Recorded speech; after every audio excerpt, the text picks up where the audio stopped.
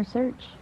Pretty silly looking for something that's not around here. Yep, pretty silly. Yep, silly. That secret lake doesn't sound like much fun. If it was, it'd be around here, and it's not. Do you really think we'll ever find it? Yes, little sister. We'll find it. They traveled on for many days, and each day brought them closer to the snow-capped mountains. Then one day, they came upon a coyote sitting under a tree. Ho, Brother Wolf. Where are you going with that little blind mouse on your back? We're on our way to the sacred lake to ask the Great Spirit to help my little mouse sister. Well, why don't you stop and visit for a while? You both look hungry, and I just made some soup. My camp's just behind this tree. Because they were very hungry, they accepted Coyote's offer and joined him for dinner. After they had finished their soup, Coyote decided to play a trick on them. He sent Wolf down to the stream to wash the bowls, so he could be alone with Little Mouse Sister. Tell me, little sister, have you been traveling a long time? A very long time. You're the first person we've seen since we visited with the Otters. They'd never heard of the sacred lake. Have you ever heard of it? Sure, I've heard of it. I even know where it is. You do? Sure. Say, how well do you know that wolf? I know him very well. He's very kind. If he's so kind, why is he taking you in the wrong direction? The great wolf knew about Coyote and his tricks, and so he quickly washed the bowls and doubled back. He was standing behind the tree listening. But we're on the good red road. Yeah, sure. Listen, I don't think that wolf means you any good. He's probably out to get some reward from the Great Spirit for pretending to help you out. I'd be glad to take you to the sacred lake. I even know a shortcut. Just then, the wolf re-entered the camp. There are no shortcuts. I see you're still up to your tricks. Is it you who is seeking a reward from the Great Spirit? Well, now that you mention it, things haven't been going very well lately. It couldn't hurt. That wasn't very nice. Didn't mean any harm. Come, little sister. We must be on our way. Thank you for dinner, Coyote. Yes, thank you. The great wolf and Little Mouse Sister continued on their journey, traveling night and day. Then one day, when they were very close to the snow-capped mountains, they met the great horned owl, leaning on his cane by the side of the trail. Hello!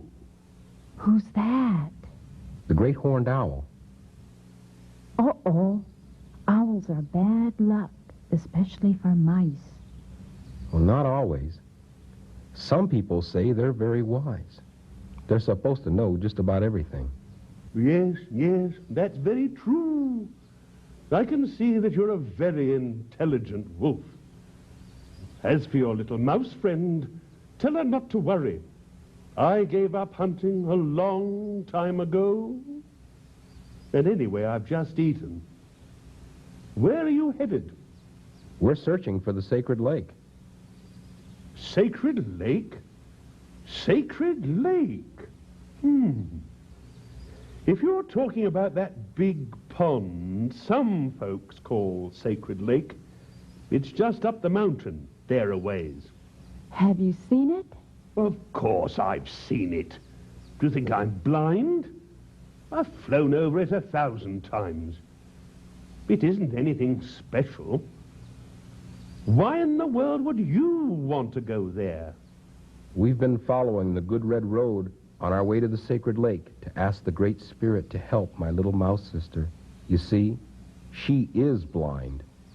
Well, of course she is. Good red road, eh? My boy, I haven't heard anybody talk like that for ages. Where have you been? This is the scientific age. What your little friend there needs is a transplant. No, thanks. We already did that. We'll be on our way now. Well, if you're going up there to look for some great spirit, you're going to be mighty disappointed. Why, I've been over that lake 1,000 times, And I've never seen a great spirit. And I know just about everything. I read books. The great wolf and little mouse sister thanked the great horned owl for his advice and continued on their way. Several days later, when it seemed like they could hardly go another step, they came over a little crest on the mountainside, and as they looked down below, the great wolf saw the most beautiful lake he had ever seen. My beloved sister, we've come to the end of our journey. If you could only see this beautiful lake. But I can see it in my heart. I think I'd like to walk the rest of the way. So she took hold of the great wolf's tail, and they walked to the edge of the sacred lake. The great wolf reached into his pouch and took out tobacco to make his offering. First, to Father Sky, in honor of the Great Spirit and all of the old people that had gone on into the spirit world. Then to the west, from where comes thunder and lightning, and asked those powers to help his sister. He then turned to the north, from where comes the white snow, and called the powers of that direction to help her. Then to the east, from where comes the red sunrise, and called upon the powers of the new mornings. Then to the south, from where new life comes, and called upon those powers. And finally, he offered his tobacco to Mother Earth, that brings forth and sustains all life, and he asked them all to help his sister. Then he leaned down and kissed the little mouse sister goodbye. I've done all that I can, little sister.